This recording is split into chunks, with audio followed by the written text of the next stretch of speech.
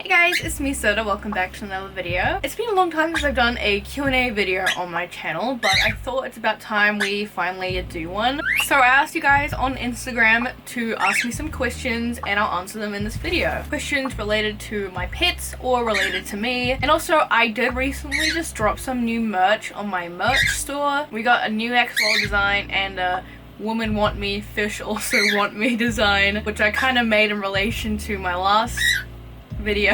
Check them out. There's also a 10% off thing on right now, I'm pretty sure, but I think it ends soon, so make sure to get it quick. Anyways, let's get into it. This one's good. If you were able to ban one harmful animal product everywhere, what would it be? This is a really good one, and honestly a really hard decision. There's so many harmful animal products that pet stores sell for different animals.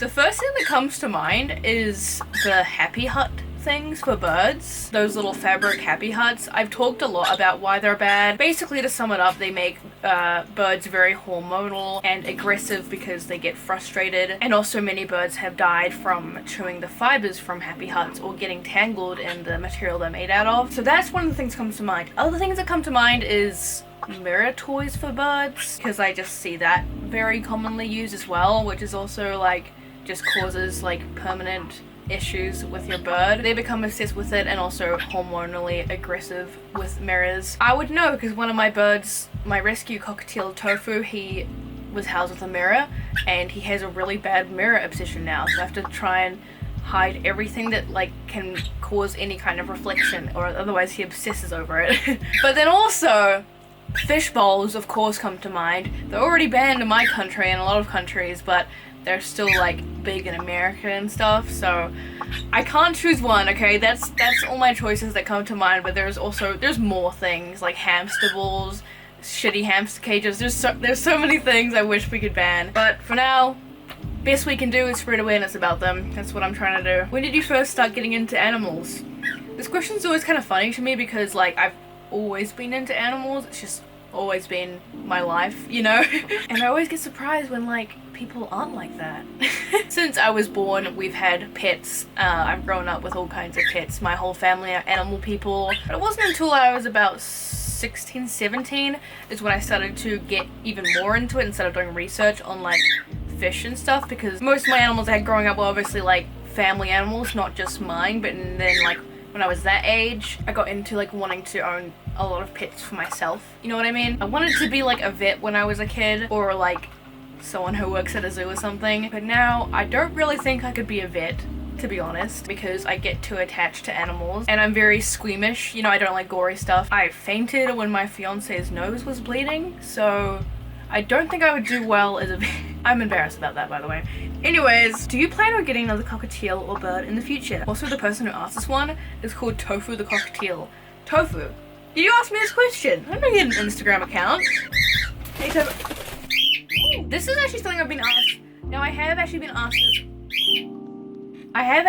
this quite a lot lately, since one of our cockatiels, Ren, passed away a little while ago now. A lot of people have been asking if I plan to get another cockatiel anytime soon. And right now, the answer is no. We don't plan on getting any cockatiels or any birds right now. You know, especially because Ren passing was really hard for me and Will, my partner, who was actually Ren's owner, but I also cared for her too, but he got her when she was young, and yeah.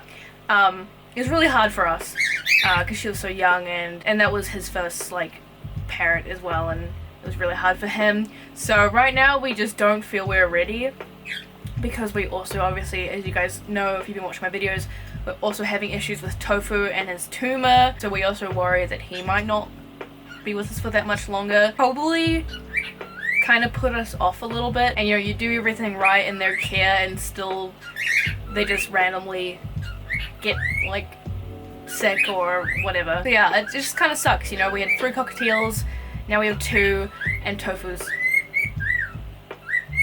now singing for us. So as you can tell, Tofu's doing well, but obviously he still has his tumor. It's not going away, and it is getting bigger, and he can't fly as well now, but he has a very high chance of not making it through the surgery. So it's like, he's still a happy boy. I don't want to like potentially cut his life short if he can still live happily for longer, you know what I mean? But yeah, me and Will love birds, so we'll definitely get more in the future, but like right now, we won't. But in a few years is when we would like consider it, when we have more space and once we finally get a place, which we've been trying to do for ages now. That's kind of the same with any animals. I'm not planning on getting any animals right now. People always ask me when I'm getting another pet. It's like, I don't think you guys realize, like, I'm not the kind of person who constantly gets animals. It's something people expect on like PetTube, is that like you always get new pets, which maybe some people do that. I don't know, but that's not me. I'm happy with what I have. I don't need it anymore. It's a lot of work with what I have. I don't know how people care for more than this, but I'm happy with what I have. I don't need any more. Are you into houseplants? That's a good question. I have a single houseplant. This is the only one that I have. It's a maidenhair fern. It looks kind of sad, but this is the only one I have because it's safe for birds and it's really easy to care for, but they whenever it starts to grow, Yuki chops all the branches off. So it once was really big and beautiful, and then he chopped them all off with his little beak, and then it grew back and he chopped them off again. So it's getting there again, which means he's probably gonna try to chop it off again. But it is like the easiest plant to care for ever. Like, you don't need to do anything apart from give it water. But yeah, I don't have any other ones because most plants aren't safe for birds. And also, I can't really be bothered caring for them. I mean, I do have plants in my fish tank. Does that count? And also I have plants in my frog tank. But yeah. My sister is obsessed with plants, though. She has a lot of houseplants. How do you prevent your birds from fighting? Or how do you help them get along with their different personalities? I've never had any of my birds fight before. I mean, like, cockatiels can get a little bit, you know, pissy at each other sometimes, or like get angry if they want to use the food bowl that the other one's using, you know. If your cockatiels are fighting, that's not really a normal thing. They don't really fight, they're not aggressive birds, but they can if they're kept in a very small cage and they're like being territorial, or they're like hormonal and maybe like fighting over a mate or something. But yeah, it's not really a normal thing for cockatiels to fight. They're not aggressive birds, and I've never had mine like fight properly or anything like that. Just like hiss at each other if they're mad, you know. Which of your pets is the highest / lowest maintenance? Or which is easiest to hardest generally?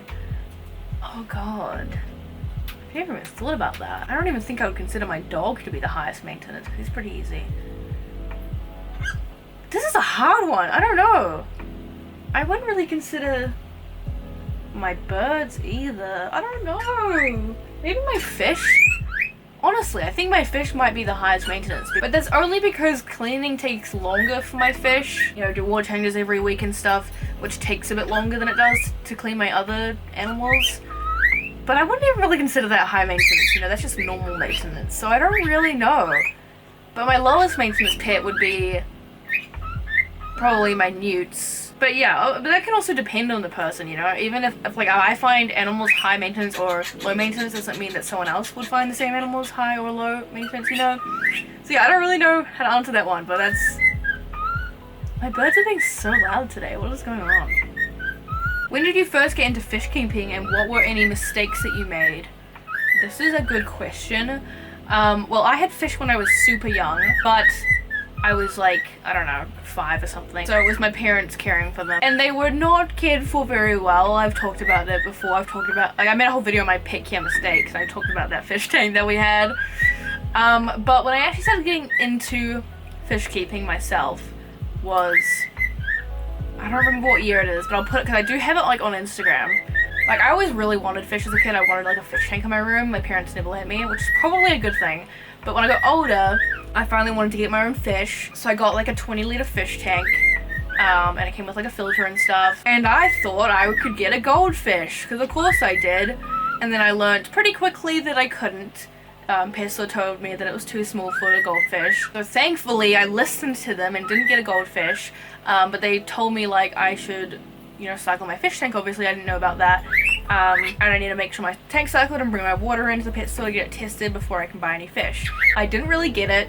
I didn't really understand it, but I did it, and it was really confusing, which I feel like that's the same with anyone. When they're first getting into fish and learning about cycling an aquarium, it's really confusing for a while.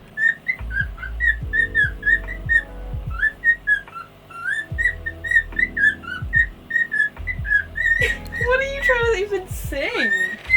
I didn't want to get tropical fish because I've never had them before, and I thought tropical fish were a lot harder to care for when they're really not. You just need to get a heater for them. So the pet employee said that I could get some mountain minnows. I took ages to cycle my tank because I didn't really know how to do it properly and I was really impatient and really wanted to get fish, but I still cycled it. And oh my god, I forgot, I had colorful gravel in that tank too, because that's what the tank came with.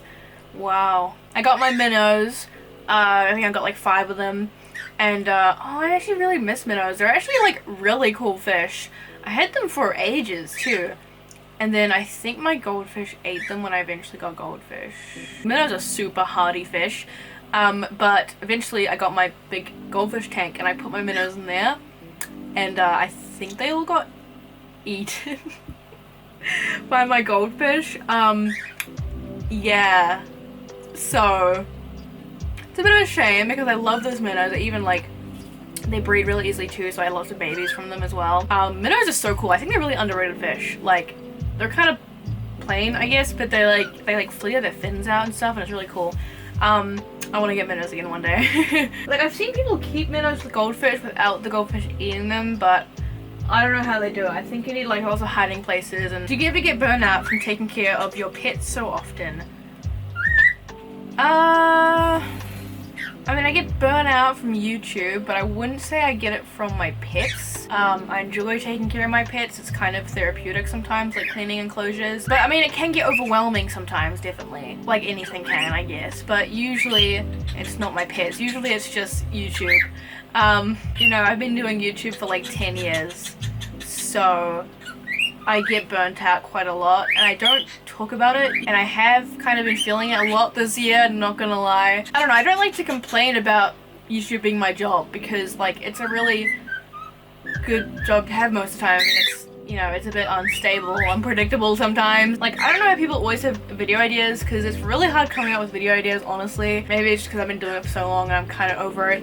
I don't know. Would you ever move outside of New Zealand? Nope. I mean, sometimes I'm like, God, I wish I could move somewhere where houses are a lot more affordable because Jesus, the house prices here are actually insane. And I watch those house shows, like those American house shows, and the houses are so cheap. So I'm like, God damn. Sometimes I'm like, I want to move to America so I can get a cheap house. But also that depends on the state, I know. But also I would not want to move to America at the same time. God no. Alright, I think I'm going to end the video here. There was a lot of questions and obviously I couldn't answer them all, but hopefully this was enough. Maybe I'll try to do these more often because I do like talking to you guys more. It does feel like I'm kind of more actually talking to you guys in these videos. So thanks for watching, guys. I'll see you in the next video. Bye!